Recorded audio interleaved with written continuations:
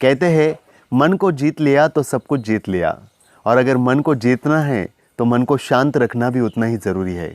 और अगर मन को शांत रखना है तो समर्थ रामदास स्वामी रचित मन के श्लोक आपको पढ़ने ही होंगे। इस श्लोक की पंक्तियां ही बहुत सुंदर तरीके से समर्थ रामदास स्वामी इन्होंने लिखी हुई है। उनकी पंक्तियों की शुरुआत जो होती है वो स्तवन से होती है। स्तवन में वो कहते हैं, गुणाधीश जो ईश सर्वम गुणांचा, मूळारंभ आरंभ तो निर्गुणांचा, नमो शारदा मूळ चत्वार वाचा, गमो पंथ आनंद या राघवाचा। मतलब सबसे पहले वो शुरुआत में गणेश जी का स्तवन करते हैं, माँ सरस्वती का स्तवन करते हैं और प्रभु श्री रामचंद्र का मार्ग दिखाते हैं। 4 ही पंक्तियों में उन्होंने बहुत कुछ साध लिया है।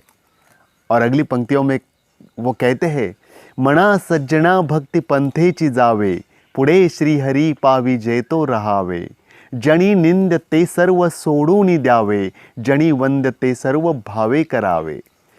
मतलब जो जो जन में निंदनीय है वो सब हमें छोड़ना है, और जो जो जन में वंदनीय है वो सब हमें करना है। कितनी विशालता, कितनी समृद्धता है इन पंक्तियों में।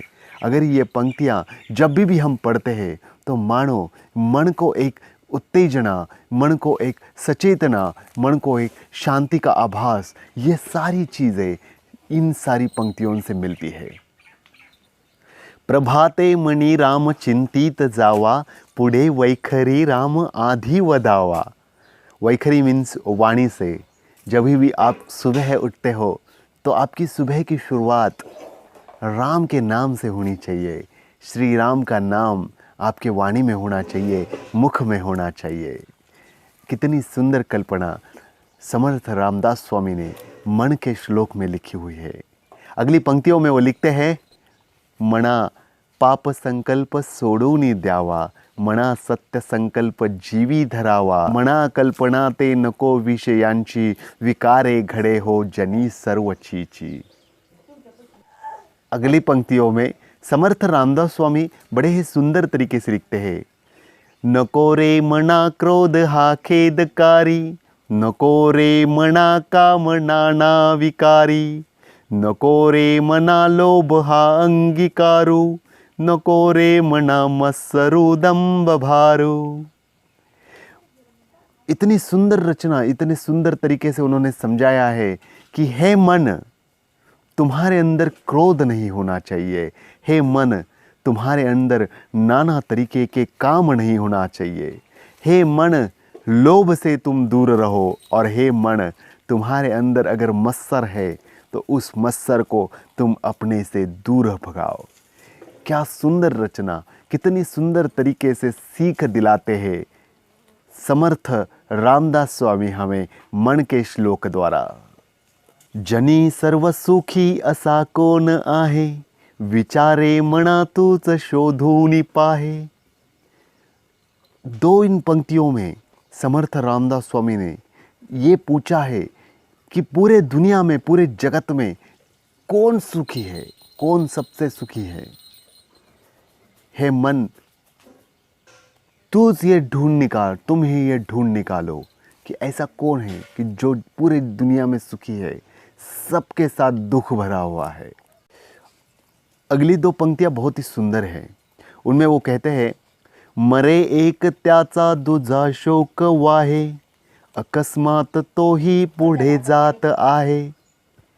मरे एक त्याचा दुजा शोक वाहे, मतलब कोई एक जो मर गया है तो दूसरा उसका शोक मना रहा है, उसके मरने के दुख मना रहा है, लेकिन उसे ये पता नहीं है कि वो भी धीरे धीरे मृत्यु की ओर आगे बढ़ रहा है।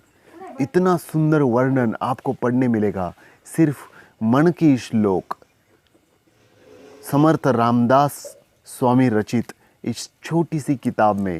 ये 10 रुपए की किताब है, पर यह किताब जिंदगी का सारा सार बताती है।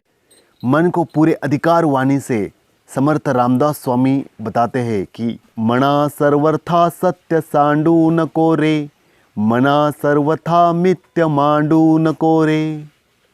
जो सत्य है वो सत्य तुम बहाओ मत, और जो मिथ्या है वो हर जगह तुम अपनी मिथ्या बात रखो मत। न बोलने मना राघवेवीन काही, जनी वाऊगे बोलता सुख नाही। जिस शब्द में राघव नहीं है, राम नहीं है, वो शब्द बोलना ही व्यर्थ की बात है। अगले पंक्तियों में समर्थ रामदास स्वामी कहते हैं, समर्थाचिया सेवका वक्र पाहे, असा सर्व भूमंडळी कोण आहे। समर्थाचिया सेवका वक्र पाहे, असा सर्व भूमंडळी कोण आहे। जो समर्थ का सेवक है, जो राम का सेवक है, उसको वक्र दृष्टि से देखे, ऐसे पूरे जगत में कोई नहीं है। इसलिए आपको राम का सेवक होना चाहिए। एक बार आप राम के सेवक हो गए तो दुनिया में कोई भी आपको वक्र दृष्टि से देखने की हिम्मत नहीं करेगा। ये सारी सुंदर सुंदर बातें एक छोटे से किताब में लिखी गई है, जिस किताब का नाम है मन के श्लोक। ये मन के श्लोक किताब आपको जहाँ पर भी मिले वो आपके पास आपने जेब में ज़रूर रखना। ये आपको बहुत सिखलाने वाली किताब है, बहुत सीख देने वाली किताब है। तो इस किताब को आपको ज़रूर पढ़ना है, ज़रूर पढ़ना है। धन्यवाद।